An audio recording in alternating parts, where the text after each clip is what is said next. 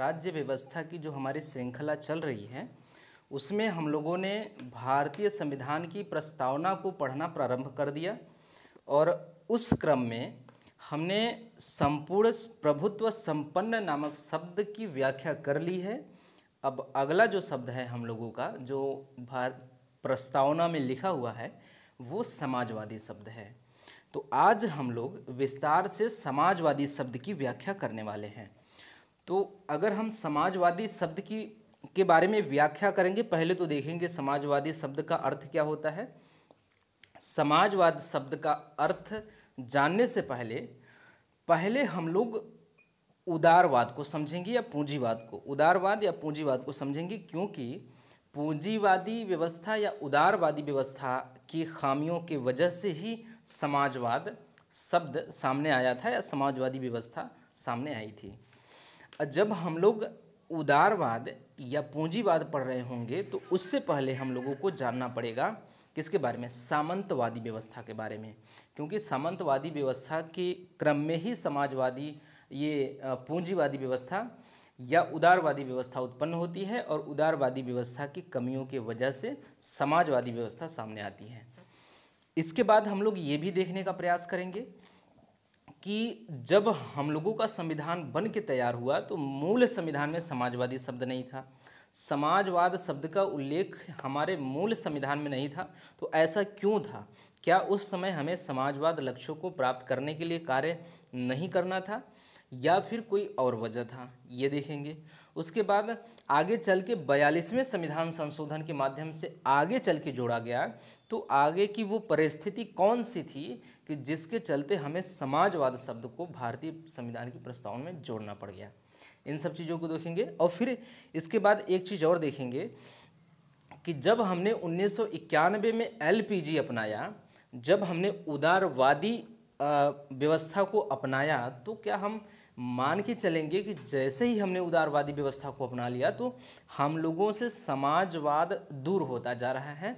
हम लोग इस बात से बेखबर हो गए हैं कि हमारे भारतीय संविधान की प्रस्तावना में समाजवाद शब्द भी लिखा हुआ है, क्योंकि हमने क्या कर लिया है, उदारवाद को अपना लिया है अर्थव्यवस्था के क्षेत्र में। तो आइए प्रारंभ करते हैं। पहले हम लोग जानने का प्रयास करते हैं कि समाजवाद आया कैसे। तो पूरे विश्व के परिप्रेक्ष्य में बात करेंगे हम लोग। तो पहले हम लोग देखते हैं कि ये उदारवाद क्या है।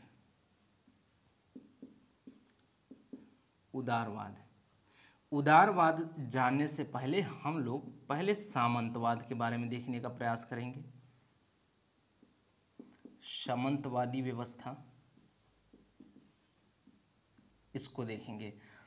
जब सामंतवादी व्यवस्था पे नज़र डालेंगे तो हम लोग सबसे पहले बात करें उस वक्त की, उस दौर की जब राजाओं और महाराजाओं का शासन प्रशासन चला करता था। होता क्या था कि एक बड़ा राजा है, कोई साम्राज्य, किसी साम्राज्य का एक बड़ा राजा है और वो राजा क्या करना चाहेगा, वो राजा ये हमेशा कोशिश करेगा कि उस क्षेत्र में हमारा जो प्रभाव है वो बना रहे और उस क्षेत्र की सुरक्षा उस राजा के ही अधीन होती है, क्योंकि अगर राजा उस क्षेत्र की सुरक्षा अपने अंदर नहीं लेगा या राजा उस क्षेत्र की सुरक्षा का दायित्व अपने ऊपर नहीं लेगा तो हो सकता है कि बाह्य आक्रमण कोई अन्य राजा द्वारा हो, बाहरी आक्रमण हो और उस राजा को हरा कर पराजित करके उस क्षेत्र पर उसका अधिकार हो जाए। तो इसलिए क्या करना पड़ेगा कि उस राजा को मजबूत होना पड़ेगा और मजबूत होने के लिए सबसे बड़ी बात यह है कि उसको अपनी सेना को मजबूत करना होगा। राजा को क्या करना होगा, राजा को अपनी सैनिक व्यवस्था मजबूत करनी होगी। सैनिक व्यवस्था क्या करनी होगी, मजबूत करनी होगी। सैनिक व्यवस्था मजबूत कैसे होगी? पहली बात तो राजा को अपना प्रभाव स्थापित करने के लिए, प्रभाव को अपने लंबे समय तक जमाए रखने के लिए कि कोई बाह्य आक्रमण ना हो, उसके अलावा और सारी चीज़ें हैं जिससे राजा अपना प्रभाव बनाए रखे या प्रभावशाली बना रहे।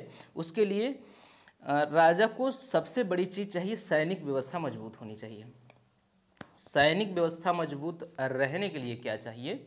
सैनिक व्यवस्था मजबूत करने के लिए इसके लिए बड़ी मात्रा में क्या चाहिए? धन की आवश्यकता होगी। धन की आवश्यकता होगी। तो ये धन, ये पैसा उस समय राजा के पास कैसे आते थे? उस समय जो केंद्र था या राज्य था, राज्य के आय का स्रोत क्या होता था? सबसे बड़ा स्रोत राज्य की आय का होता था टैक्स। टैक्स होता था। तो इसके माध्यम से जिस राजा को जितना अधिक टैक्स प्राप्त होगा, वो राजा अपने यहाँ सैनिकों को उतनी अधिक या उतनी मजबूत सैनिक व्यवस्था अपने यहाँ स्थापित कर पाएगा, या उतनी अधिक संख्या में सेना रख पाएगा, सेना को उतने अच्छी तरह से प्रशिक्षित कर पाएगा। तो ये सारी चीज़ें हो सकती हैं जब राजा को अधिक मात्रा में धन प्राप्त हो, आय हो। तो उस राजा का आय क्या था? टैक्स सबसे बड़ा आय था। और दूसरी चीज़ें ये होती थी कि लूटपाट से भी पैसे प्राप्त होता था, लूटपाट से भी, और किसी राज्य को जीत कर भी वहाँ से पैसे प्राप्त करते थे। ये 3 चीज़ें होती थी राजा के आय का स्रोत। ये राजा के आय का स्रोत होता था। तो इन्हीं से प्राप्त पैसों से, इन्हीं से प्राप्त धन से क्या करेगा राजा? अपने सेना को मजबूत करेगा। तो यहाँ तक की बातें तो हो जाती हैं। ऐसे व्यवस्था चल रहा था।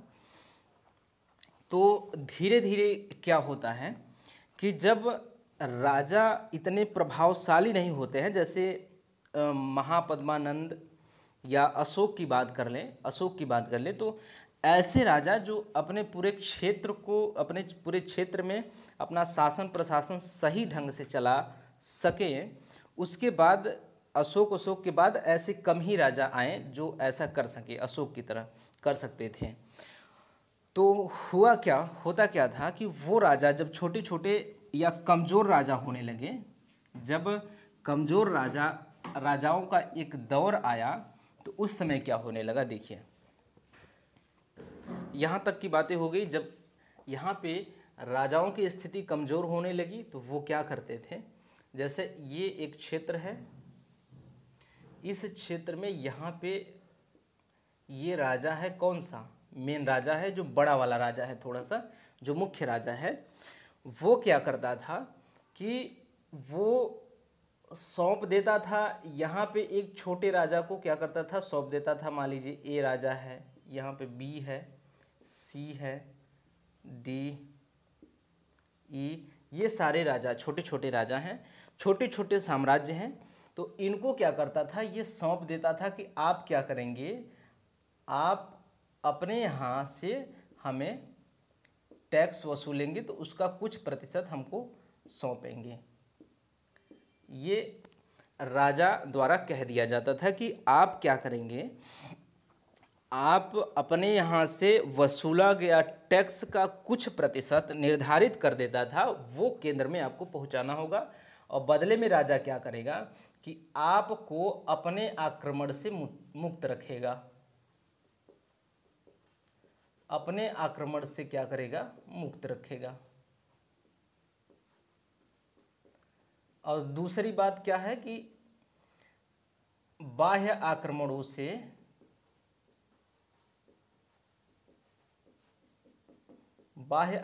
से सुरक्षा प्रदान करेगा। 2 चीजें करेगा। इसके बाद और भी जो वादा हुआ करता था वो करता कि जो बड़ा राजा है छोटे छोटे राजाओं को ये काम सौंपता कि आप क्या करेंगे? अपने यहाँ से अपने पूरे क्षेत्र से कर वसूलेंगे, और जितना कर होगा उस कर का कुछ प्रतिशत अपने पास रख के बाकी सारा हमारे यहाँ आप पहुँचा देंगे, यानी कि केंद्र को सौंप देंगे। और बाकी वो सारी सुरक्षाएं हमारे द्वारा आपको दी जाएंगी कि हम अपने आक्रमण से आपको मुक्त रखेंगे, हम आप पे आक्रमण नहीं करेंगे।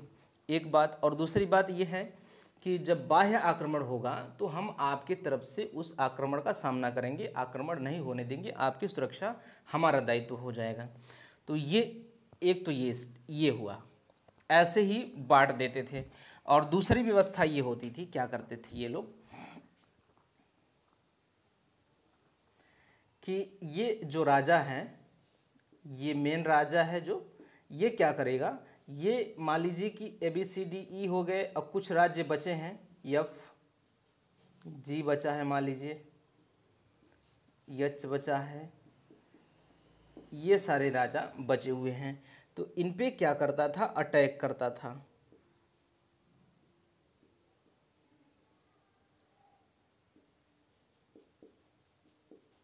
आक्रमण, इन छोटे छोटे राजाओं पे आक्रमण करके ये क्या करता, ये राजा इन छोटे छोटे क्षेत्रों को जीत लेता था, अपने अधीन कर लेता था, और जीत करके वहाँ पे सीधे अपनी सत्ता स्थापित नहीं करता था। क्या करता, सीधे अपनी सत्ता को स्थापित न करके वहाँ से भी यही सब क्या सुरक्षा प्रदान करने की बात करता कि हम आपको अपने आक्रमण से मुक्त रखेंगे। दूसरी बात यह है कि हम आपको छोड़ रहे हैं, और लेकिन एकदम से नहीं छोड़ रहे हैं, इस तरह से हम नहीं छोड़ेंगे कि आपको छोड़ ही दें। हम इस तरह से छोड़ेंगे कि आप क्या करेंगे, आप अपने यहाँ जो कर वसूलेंगे, आपके यहाँ जो राजस्व की प्राप्ति हो रही है उसका कुछ प्रतिशत हिस्सा आप अपने पास रखेंगे और बाकी हमारे पास पहुँचा देंगे। तो ये सब वहाँ पे मान जाते थे। तो ऐसे क्या हुआ, ऐसे ऐसे ढेर सारे छोटे छोटे क्षेत्रीय राजाओं का उदय होता है। क्या हुआ, ढेर सारे छोटे छोटे क्षेत्रीय राजाओं का उदय होता है, और इन्हीं राजाओं को आगे चल के क्या कहा गया, इन्हीं ABCDEFGHIJ नामक राजाओं को क्या कहा गया, सामंत। इन्हीं राजाओं को क्या कहा गया, सामंत कहा गया। तो आप समझ गए कि सामंत क्या है। सामंत इन्हीं राजाओं को कहते थे। ये राजा थे, छोटे छोटे राजा थे, जो अपने यहाँ कर वसूलते थे, अपने यहाँ के वसूले गए कर का कुछ प्रतिशत हिस्सा, कुछ प्रतिशत अपने पास रखते और बाकी सारा केंद्र में या बड़े राजा को सौंप देते थे। और उसके बदले क्या होता था कि जो केंद्र में बैठा राजा है या बड़ा राजा है, वो आपके ऊपर अपने आक्रमण से मुक्त रखेगा, आपके ऊपर खुद आक्रमण नहीं करेगा। एक सुरक्षा तो ये है, और बाकी अन्य सुरक्षाएं भी प्रदान करता था। तो ये छोटे छोटे राजाएं क्या कहे जाने लगे, वो राजाओं को सामंत कहा जाने लगा। और सामंतवादी व्यवस्था क्या कही गई, ये जो व्यवस्था थी कि छोटा वाला राजा क्या करेगा, बड़े वाले राजा को कर वसूल के सौंप देगा, कर क्या करेगा, वसूल कर उसका कुछ हिस्सा सौंपेगा बड़े वाले राजा को, और बड़े वाला जो राजा है वो क्या करेगा, वो उसके बदले में सुरक्षा प्रदान करेगा छोटे वाले राजा को। तो ये जो दोनों के बीच का जो इस प्रकार से क्रिया प्रतिक्रिया हो रही है, जो इस प्रकार से एक दूसरे को कुछ न कुछ सौंपा जा रहा है, और बदले में क्या हो रहा है, छोटा राजा बड़े राजा को सौंप रहा है कुछ धन, और उसके बदले में बड़ा राजा छोटे राजा की सुरक्षा की जिम्मेदारी ले रहा है। ये वाली व्यवस्था सामंतवादी व्यवस्था कही गई। उन राजाओं को सामंत कहा गया, छोटे छोटे राजाओं को, और जिस व्यवस्था के तहत ये सारी चीज़ें चल रही हैं वो सामंतवादी व्यवस्था कही गई। तो इस प्रकार से उदय होती है सामंतवादी व्यवस्था की। तो यहाँ तक की बातें हमारी हो जाती हैं क्या, कंप्लीट। अब क्या करेंगे हम लोग, सामंतवादी व्यवस्था के बाद धीरे धीरे धीरे धीरे कैसे उदय होता है किसका, उदारवाद का उत्पन्न या उदय कैसे होता है, इसके बारे में देखें। तो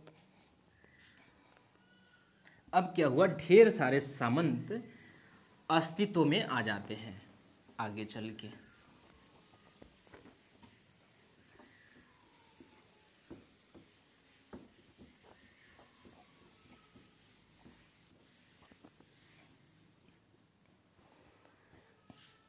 ढेर सारे सामंतों का उदय हो जाता है। अब बात करेंगे 18वीं 19वीं शताब्दी की।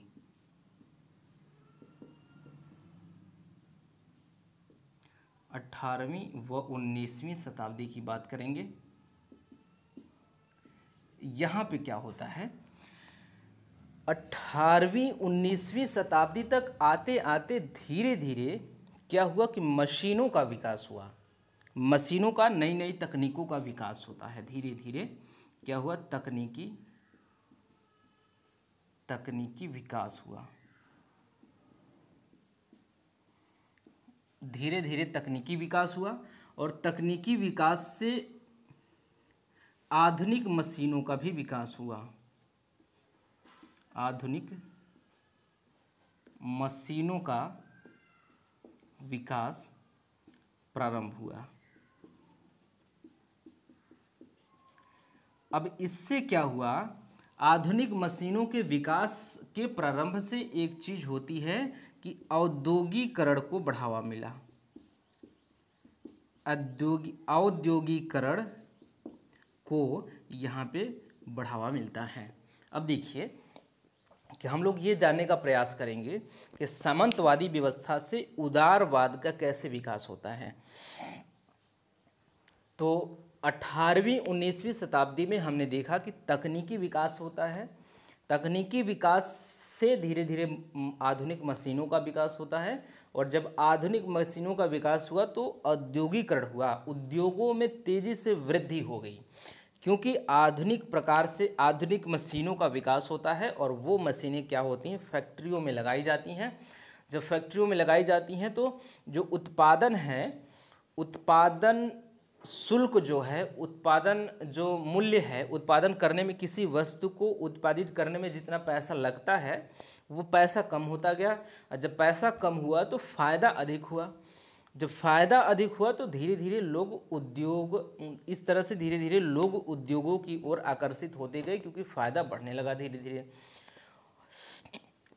और मशीनों से क्या होता था कि मशीनों से कम समय में अधिक उत्पादन किया जाता था और फिर अधिक गुणवत्तापूर्ण उत्पाद प्राप्त होते थे। तो इससे उद्योगों में फ़ायदा होने लगा और धीरे धीरे उद्योग क्या हुआ, तेज़ी से विकसित होने लगा। जब उद्योग तेज़ी से विकसित होने लगा तो इसमें क्या ज़रूरत थी, आवश्यकता थी इसको क्या, उद्योगों को और तेज़ी से बढ़ाने के लिए किस चीज़ की आवश्यकता थी, वो आवश्यकता थी निवेश की। आप समझिएगा किसकी आवश्यकता थी, निवेश की आवश्यकता थी, ताकि औद्योगिकरण को और गति प्रदान की जा सके, उद्योगों को और गति प्रदान की जा सके, तो निवेश की आवश्यकता थी। तो निवेश सबसे अधिक कौन करेगा, ये आप जानने का प्रयास करें। निवेश अधिक सबसे ज़्यादा वही करेगा जिसके पास धन होगा। किसके पास, जिसके पास धन होगा, जिसके पास धन होगा वो क्या करेगा, वही निवेश करेगा। देखिए कैसे कैसे धीरे धीरे उदय होगा समाजवाद, उसका उदारवाद का। औद्योगिकरण को विकसित करने के लिए, उसको गति प्रदान करने के लिए आवश्यकता है निवेश की, और निवेश कौन करेगा अधिक से अधिक, जिसके पास पैसा होगा। और पैसा किसके पास था, पैसा था सामंतों के पास। किसके पास था अधिक से अधिक पैसा, अधिक से अधिक पैसा सामंतों के पास था। और सामंतों था तो राजा के पास भी पैसा, ढेर सारा पैसा राजा के पास भी था, लेकिन राजा कितना था, एक हुआ करता था, एक बड़े क्षेत्र में एक राजा और ढेर सारे सामंत। तो सामंतों के पास अधिक पैसा भी होता था और ढेर सारी संख्या में भी थे। तो क्या किया कि इन्हीं के पास ढेर सारा पैसा था, तो निवेश इन्होंने ही किया। क्या, सामंतों ने ही उद्योगों में काफ़ी निवेश किया। क्या किया, निवेश हुआ। निवेश जब किया तो सामंतों ने निवेश करना प्रारंभ किया, बढ़ चढ़ के निवेश हुआ सामंतों द्वारा। तो क्या हो गया, स्थिति ये हुई कि सामंत क्या हो गए, सामंत हो गए पूंजीवादी या उद्योगपति हो गए। क्या हो गए, उद्योगपति हो जाते हैं। ये सामंत जो है वो बदल गए अब उद्योगपति में।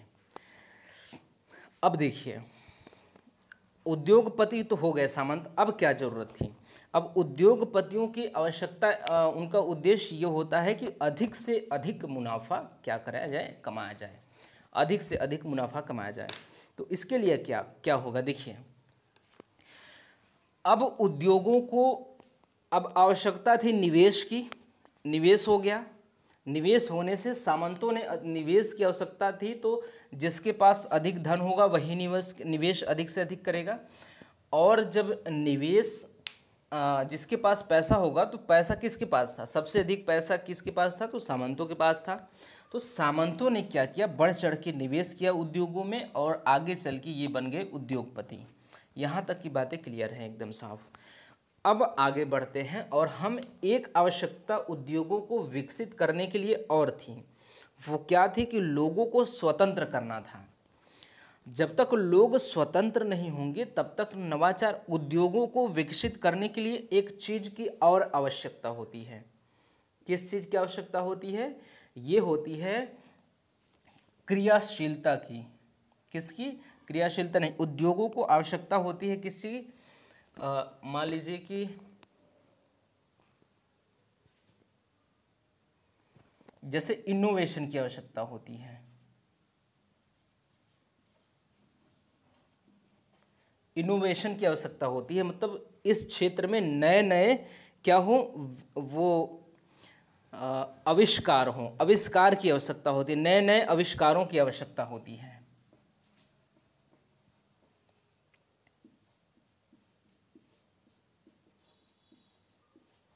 नए नए आविष्कारों की आवश्यकता होती है। क्या होती है? नए नए आविष्कारों की आवश्यकता होती है उद्योगों को और बढ़ाने के लिए। नए नए आविष्कारों की आवश्यकता होती है। इसके बाद क्या होती है? अब देखिए, अब नए नए आविष्कार कब होंगे? जब क्या होगा? जब स्वतंत्रता को प्रोत्साहित किया जाएगा, जब लोग अधिक से अधिक स्वतंत्र होंगे।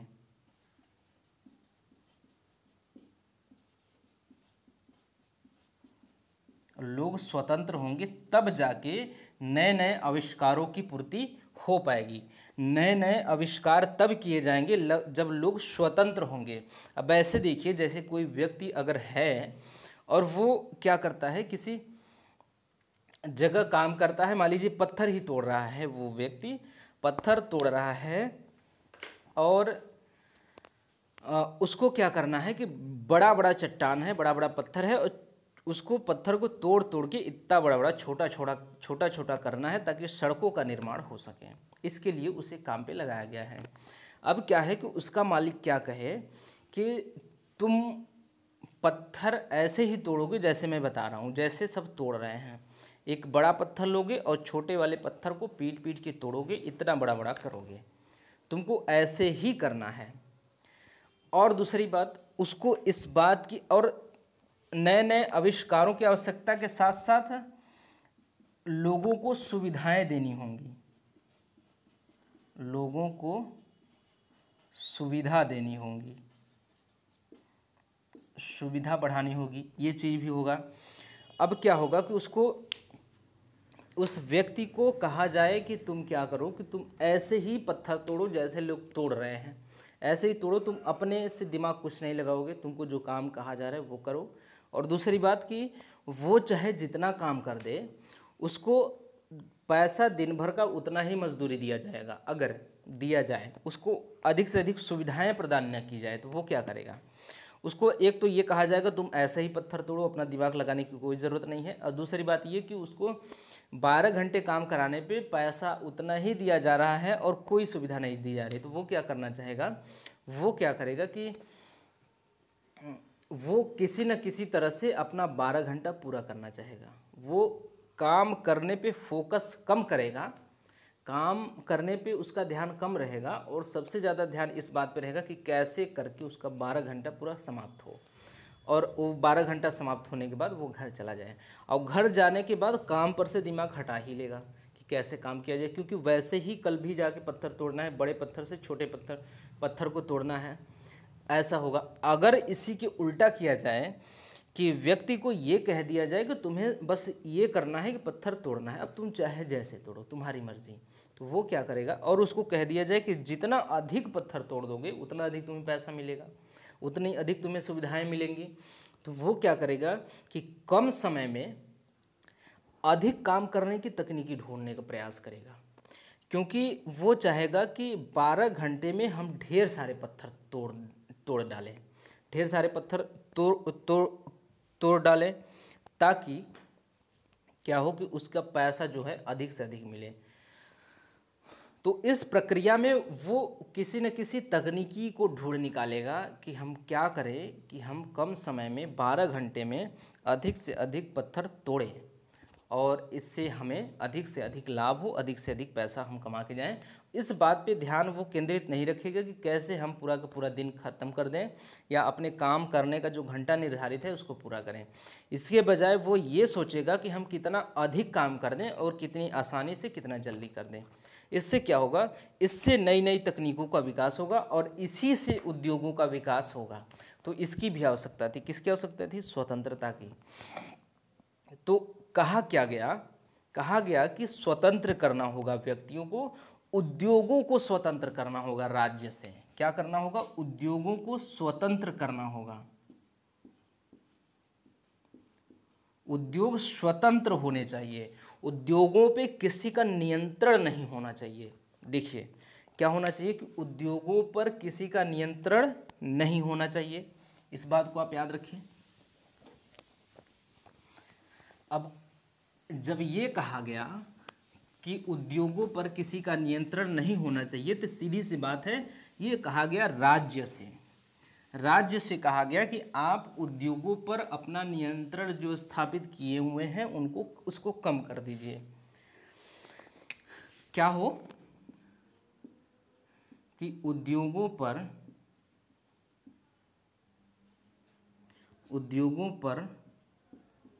नियंत्रण कम हो, ये कहा गया। और दूसरा ये कहा गया कि उद्योगों को स्वतंत्र किया जा सके, उद्योगों को स्वतंत्र करें।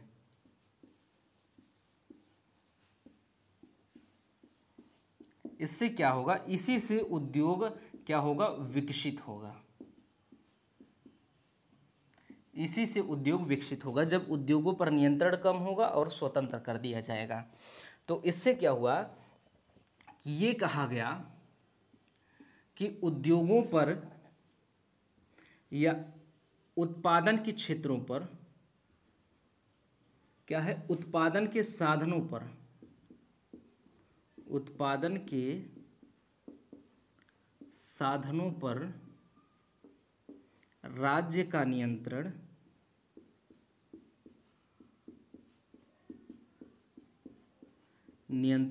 क्या हो? न्यूनतम हो।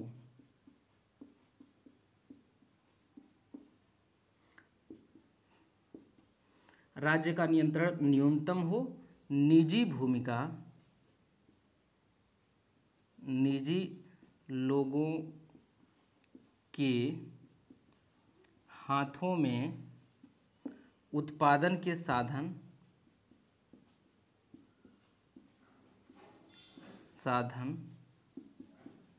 सौंप दिए जाएं। और कहा गया कि उत्पाद की कीमत क्या करे? राज्य न तय करे, बल्कि इसको बाजार के ऊपर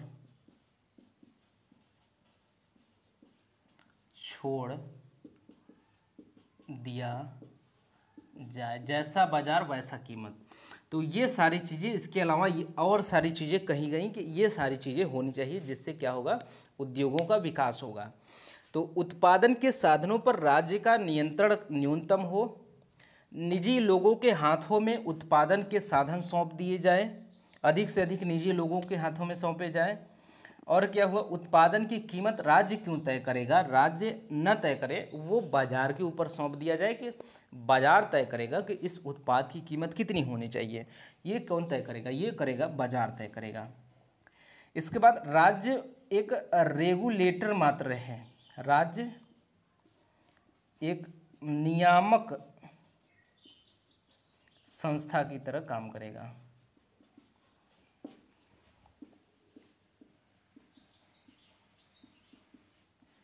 कार्य करेगा। ये सारी चीजें हो गई। राज्य एक नियामक संस्था की तरह कार्य करेगा। इसका मतलब यह है कि अर्थशास्त्र के क्षेत्र में एक रेफरी की तरह कार्य करेगा। राज्य किसकी तरह काम करेगा? रेफरी की तरह। एक रेफरी की तरह काम करेगा। रेफरी जैसे जैसे एक एम्पायर होता है, क्रिकेट मैच में एक एम्पायर होता है। एम्पायर का काम ये नहीं होता कि वो खेल को अपने नियंत्रण में करे, खेल उसके मतलब उसके नियंत्रण में चले। खेल अपने भांति चलेगा, जैसे सिचुएशन के आधार पे खेल चलेगा, खेल अपने इस तरह चलेगा। बस उसको देखना क्या है कि उस खेल में नियम को ना तोड़ा जाए, उस खेल में चीटिंग ना किया जाए। देखा जाए कि सारी की सारी चीज़ें नियमों के तहत होनी चाहिए, लेकिन नियंत्रण नहीं होना चाहिए खेल पे कि खेल वही निर्धारित करे कि इस तरह से खेल होना चाहिए। तो वही राज्य करेगा।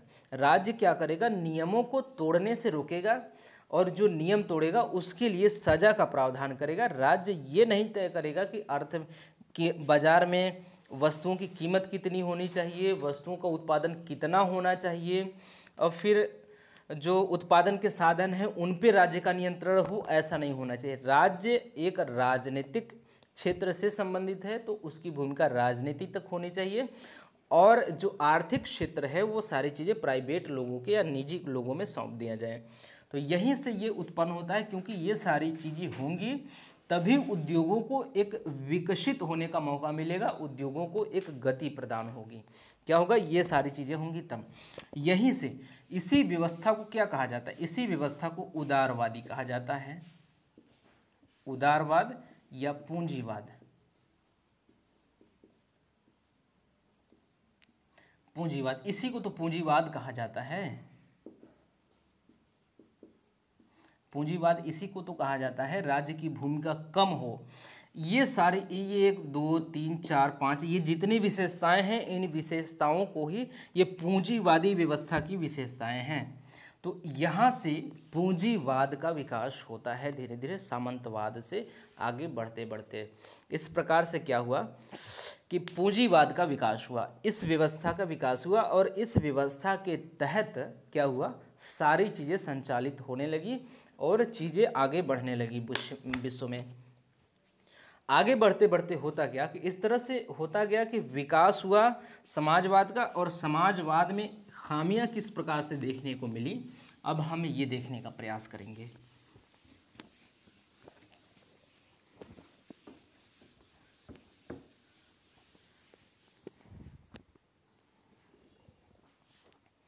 अब देखिए, अब क्या होगा कि जब उद्योगों का विकास होगा, पूंजीवादी व्यवस्था का विकास हो गया। पूंजीवादी व्यवस्था, जब आप पूंजीवादी व्यवस्था के बारे में पढ़ेंगे अर्थशास्त्र से, तो उस अर्थशास्त्र में उसकी विशेषता में जब हम पढ़ेंगे तो उसका उद्देश्य क्या होता है। पूंजीवादी व्यवस्था का उद्देश्य होता है अधिक से अधिक लाभ कमाना। क्या होता है, अधिक से अधिक लाभ इसका मुख्य उद्देश्य होता है। क्या होता है इसका मुख्य उद्देश्य होता है अधिक से अधिक लाभ कमाना। इसका मुख्य उद्देश्य होता है अधिक से अधिक लाभ कमाना। अब देखिए, यही चीज़ें गड़बड़ी करेंगी हमारे किसमें, पूंजीवादी व्यवस्था में। अधिक से अधिक लाभ कमाना क्या होता है, उसका उद्देश्य। यहाँ तक की बातें हमारी कंप्लीट, ये याद करिए कि अधिक से अधिक लाभ कमाना इसका उद्देश्य होता है। अब हम देखते हैं कि कैसे समाजवाद का उदय होता है, समाजवाद कैसे अस्तित्व में आता है।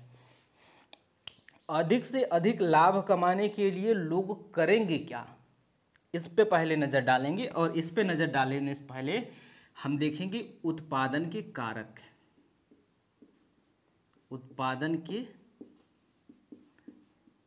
कारक, उत्पादन के कारक कितने होते हैं, उत्पादन के कारक होते हैं 4। पहला होता है, पहला नहीं मतलब एक होता है भूमि, 2 पूंजी, 3 श्रम, 4 उद्यमी।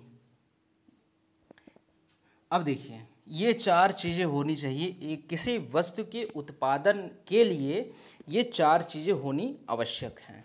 देखिए, अगर कोई भी वस्तु आपको उत्पादित करना है, किसी उत्पाद का उत्पादन करना है, तो उसके लिए आप एक फैक्ट्री लगाएंगे, जिसके लिए हमें क्या ज़रूरत होती है, एक एक उद्योग लगाएंगे।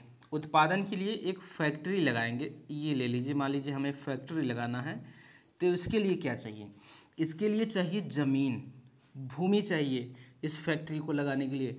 फैक्ट्री को लगाने के लिए हमें पूंजी की आवश्यकता होती है, पैसे की, और दोनों चीज़ हो गए। पूंजी हमारे पास है, हमारे पास भूमि है, हमने फैक्ट्री लगा दिया। उस वस्तु के उत्पादन में क्या होगा, श्रमिक की आवश्यकता होगी, श्रमिक की आवश्यकता होगी जो कि काम करके उस वस्तु को उत्पादित करेगा। और ये सारी चीज़ें, ये पैसा लगाने वाला, भूमि का इंतज़ाम करने वाला, श्रमिकों को लाने वाला कौन होगा, उद्यमी होगा। किसी न किसी के द्वारा तो होगा ही। ऐसा नहीं होगा कि सभी श्रमिक आपस में मिल के जाएंगे, उत्पादन करेंगे, फिर उसको बेचेगा कौन, ये व्यवस्था मतलब ऐसे कैसे होगा, ऐसे हो नहीं पाएगा।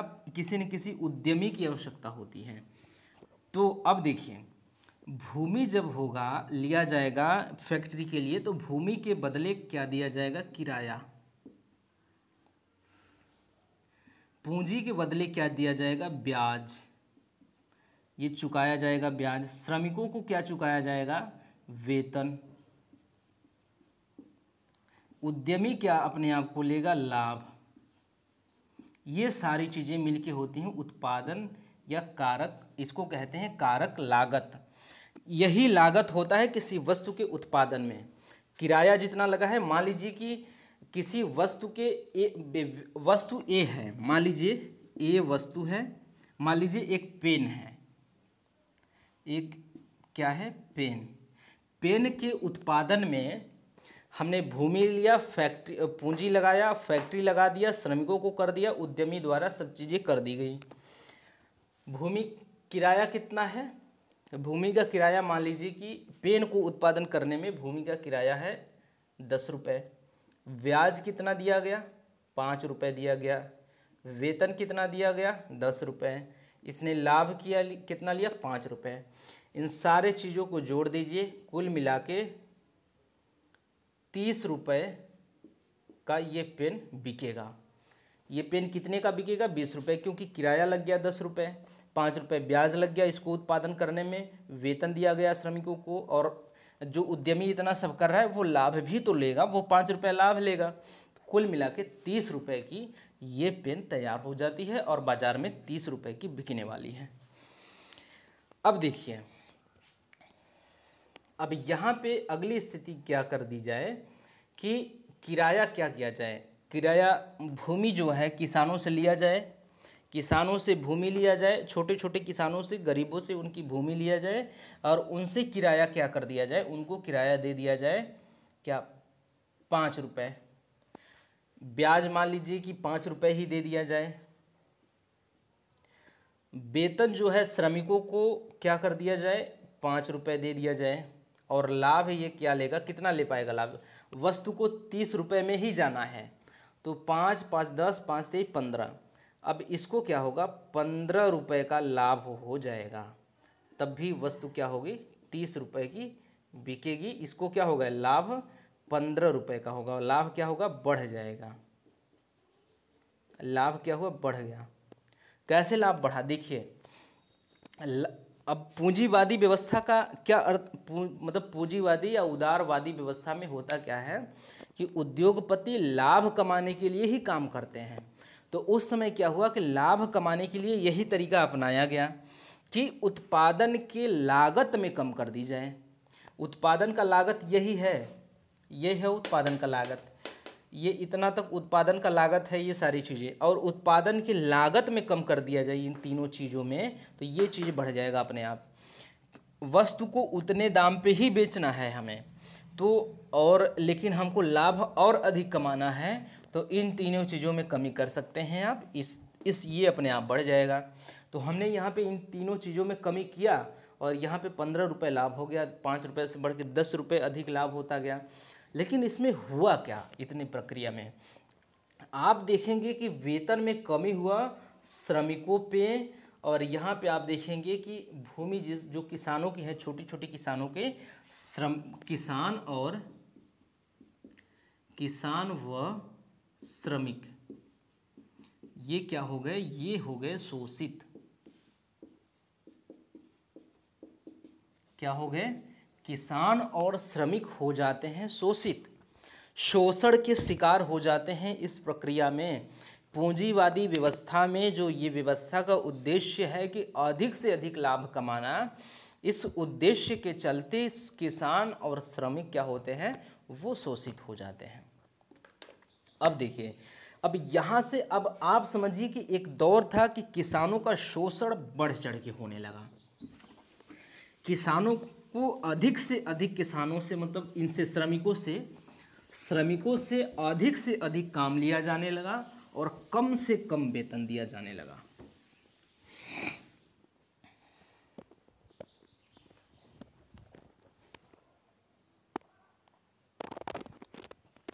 क्या हुआ कि जो श्रमिक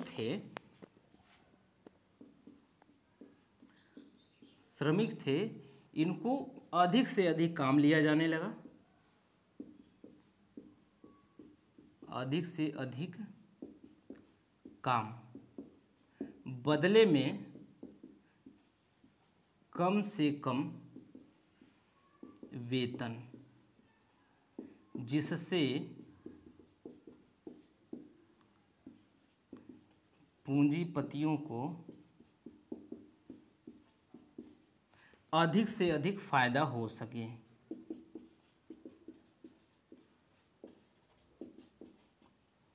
अधिक फायदा हो सके।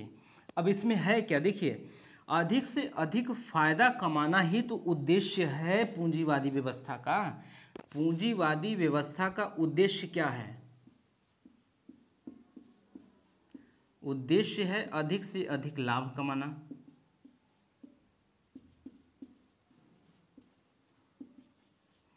अधिक से अधिक लाभ कमाना इनका उद्देश्य है। तो ये क्या कर रहे हैं, पूंजीवादी व्यवस्था के उद्देश्य को प्राप्त करने के लिए कार्य कर रहे हैं, क्योंकि पूंजीवादी व्यवस्था स्थापित हो गई है। पूंजीवादी व्यवस्था स्थापित हो गई है तो पूंजीवादी व्यवस्था के उद्देश्यों को पूरा करना होगा। तो पूंजीवादी व्यवस्था का उद्देश्य यही है कि अधिक से अधिक लाभ कमाना है। तो इसको पूरा करने के लिए किसानों का शोषण प्रारंभ हो जाता है और बड़ी मात्रा में किसानों का शोषण होता है। यहाँ पे क्या होता है, बहुत बड़ी मात्रा में किसानों का शोषण होता है और पूरे मतलब इनका श्रमिकों का शोषण होता है।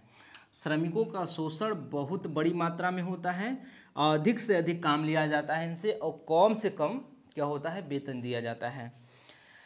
इससे क्या होगा, किसानों की स्थिति बड़ी दयनीय हो जाती है और ये लोग मजबूर हो जाते हैं कि भूखमरी की स्थिति में रहें। भूखमरी बढ़ती गई, गरीबी और बढ़ती गई, बेरोजगारी और बढ़ती गई, अशिक्षा और बढ़ता गया, स्वास्थ्य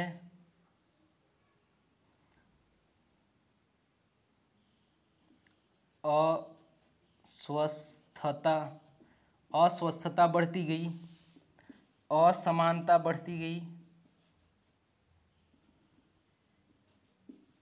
असमानता बढ़ती गई। इस प्रकार से देखिए, समाज में एक प्रकार से बड़ा खतरनाक स्थिति पैदा हो गया समाज में, छोटे निम्न वर्ग के लोगों के संदर्भ में। भूख की जिंदगी जीने पे मजबूर होने लगे ये किसान, ये श्रमिक। गरीबी, बेरोजगारी, अशिक्षा, शिक्षा तो बड़ी दूर की बात थी।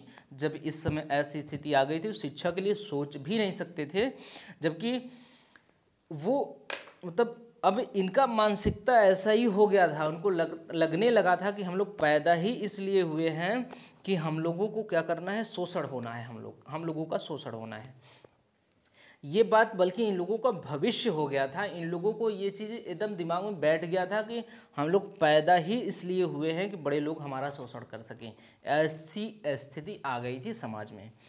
गरीबी एकदम चरम स्तर पे, बेरोजगारी चरम स्तर पे, गरीबी, भूखमरी, बेरोजगारी, अशिक्षा, अस्वास्थ्यता, असमानता अपने एकदम चरम स्तर पे थे, अपने एकदम पीक पर था। अब इस तरह से विकराल स्वरूप प्रदान कर लिया था उस समय के समाज ने, समाज ने इस प्रकार के परिस्थितियों से सामना करना शुरू कर दिया था, और निम्न वर्ग के लोगों ने विशेष रूप से। तो अब क्या हुआ, अब इस व्यवस्था को, जैसे कि भूखमरी को दूर करना, गरीबी को दूर करना, बेरोजगारी को दूर करना, अशिक्षा को, अस्वास्थ्यता को, असमानता को, इन सारी चीज़ों को दूर करना, ये सारी चीज़ें क्या हो गई थी, पूंजीवादी व्यवस्था में एक कमी के रूप में पैदा हो गई थी। अब इसी चीज़ को दूर करना क्या हो गया, आवश्यक हो गया। इन्हीं सब चीज़ों को गरीबों के अंदर, जो ये सारी चीज़ें श्रमिकों के अंदर व्याप्त हो गई, समाज में ये सारी चीज़ें व्याप्त हो गई, तो इनको दूर करने की आवश्यकता थी। भूखमरी दूर करने की आवश्यकता थी, गरीबी दूर करने की आवश्यकता थी, बेरोजगारी दूर करने की आवश्यकता थी, अशिक्षा दूर करने की आवश्यकता थी, अस्वास्थ्यता दूर करने की आवश्यकता थी, असमानता दूर करने की आवश्यकता थी। अब क्या हुआ कि इन्हीं जो ये क्या है स्थितियां हैं, इन्हीं स्थितियों से निजात पाने के लिए अलग अलग तरीके बताए गए। क्या अलग अलग तरीके बताए गए कि किस प्रकार से इस परिस्थितियों से क्या होगा, निजात पाया जाएगा, इस परिस्थितियों से दूर हो सकते हैं हम। तो यही चीज़ कहा गया, यहीं पे समाजवाद का उदय होता है। दरअसल समाजवाद हम कह सकते हैं कि भूखमरी जब दूर हो जाएगी, जैसे कि भूखमरी, अब देखिए भूखमरी, अशिक्षा,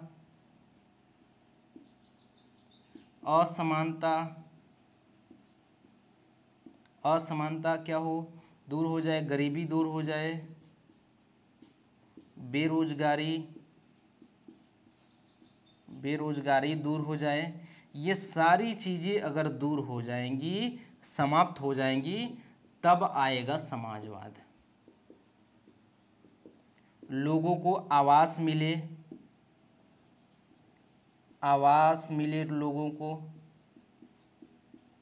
गरीबों को क्या मिले, गरीबों को आवास की व्यवस्था हो। तो ऐसी स्थिति अगर आ जाती है, ऐसी स्थिति आ जाती है, तो उस स्थिति को हम लोग कहेंगे समाजवाद।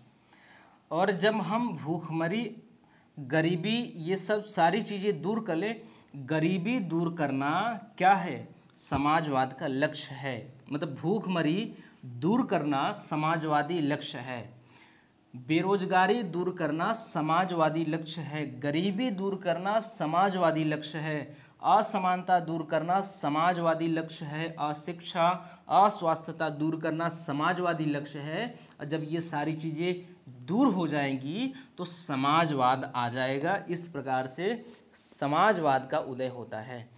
तो पूंजीवादी व्यवस्था में इस प्रकार से कमी देखा गया, और पूंजीवादी व्यवस्था में इस कमी के चलते यहाँ पे समाजवाद का उदय होता है। और समाजवादी लक्ष्यों को इस प्रकार से रखा गया कि गरीबी दूर हो जाएगी, भूखमरी समाप्त हो जाएगी, अशिक्षा समाप्त हो जाएगा, असमानता समाप्त हो जाएगी, सभी व्यक्ति समान हो जाएंगे, सभी व्यक्तियों में समानता स्थापित हो जाएगी, भूखमरी दूर हो जाएगी, सभी व्यक्तियों को भोजन प्राप्त होगा, सभी व्यक्तियों को शिक्षा प्राप्त होगा, सभी व्यक्तियों को रोजगार प्राप्त होगा। जिस दिन ऐसी स्थिति आ जाएगी, उस दिन कहा जाएगा कि समाज में समाजवाद स्थापित हो गया है। क्या हो गया है, समाजवाद स्थापित हो गया है। तो ये है समाजवाद, और इन सभी चीज़ों को दूर करने का लक्ष्य जो है वही समाजवाद का लक्ष्य है। तो अब किया क्या गया कि इस समाजवाद के लक्ष्य को प्राप्त करने के लिए अलग अलग तरीके बताए गए। क्या बताए गए, अलग अलग तरीके बताए गए समाजवाद के लक्ष्यों को प्राप्त करने के लिए। समाजवाद के लक्ष्यों को प्राप्त करने से तात्पर्य ये है कि भूखमरी दूर करना, समाजवाद के लक्ष्य को प्राप्त करने से तात्पर्य है गरीबी दूर करना। तो गरीबी, भूखमरी दूर करने के लिए कई तरीके बताए गए। बेरोजगारी, अशिक्षा, अस्वास्थ्यता, असमानता दूर करने के लिए तरीके बताए गए। इन समस्याओं को दूर करना, ये सारी समस्याएं समाजवाद के लक्ष्य हैं। इन समस्याओं को दूर करना ही समाजवाद का लक्ष्य है। गरीबी दूर करना समाजवाद का लक्ष्य है, भूखमरी दूर करना समाजवाद का लक्ष्य है, समाज में व्याप्त असमानता को दूर करना समाजवाद का लक्ष्य है। तो ये सारे समाजवाद का लक्ष्य है और समाजवाद के लक्ष्यों को दूर करने के तरीके बताए गए। ढेर सारे तरीके बताए गए, लेकिन हम लोग मुख्य रूप से 2 तरीकों की बात करेंगे, जिन तरीकों में से एक तरीका हम लोग भारत में यहाँ पे अपनाया जा सकेगा, उसके बारे में बात करेंगे। क्योंकि हम लोग समाजशास्त्र का अध्ययन नहीं कर रहे हैं, इसलिए समाजवाद के लक्ष्यों को प्राप्त करने के लिए जो ढेर सारे तरीके बताए गए उन तरीकों पे बात नहीं करेंगे। समाजवाद के लक्ष्य को प्राप्त करने के लिए जो 2 तरीका बताया गया, ये राज्य के माध्यम से होगा, राज्य के माध्यम से, जिसको हम लोग क्या कहते हैं, समाजवादी लोकतंत्र भी कहा गया, समाजवादी लोकतंत्र। और एक था मार्क्सवादी,